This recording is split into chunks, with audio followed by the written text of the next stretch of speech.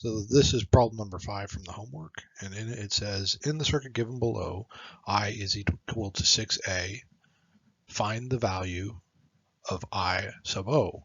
So as you can see, I sub O is over above the 8 ohm resistor, and we're going to use the nodes at V1, V2, and V3, giving us 3 nodes that we have to solve an equation for. So here you could see that we need I/O, and we know that I/O is V1 divided by 8. And we have the 3 nodes. Node 1 being the V1 over 8 plus the V1 minus V3 over 1 plus 6, the current, is equal to 0.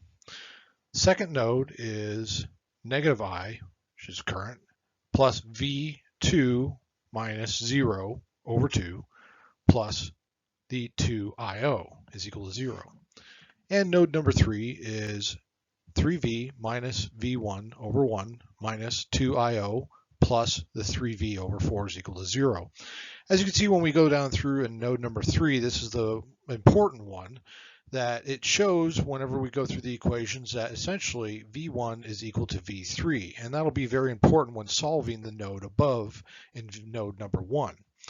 As you can see in node number 1, whenever we start grouping V1 and V3 together, we get that V1 is 9 over 8, and then it's minus 8 over 8 to make sure that we have the same values of V3 is equal to negative 6. Now this is important because now we can change out V1 for V3, which would give us, and we also swap over the 8 times the 6, so that would be negative 48. So once we get rid of that, we can see that 9V1 minus 8V1 is equal to essentially just V1. So V1 is equal to negative 48. And since we know V1 is equal to V3, you get negative 48 for V3. Node number 2, we don't really need to solve because essentially in our I sub O, we see that V1 over 8 is what we need for the equation. So we plug it into negative 48 over 8. IO is equal to negative 6.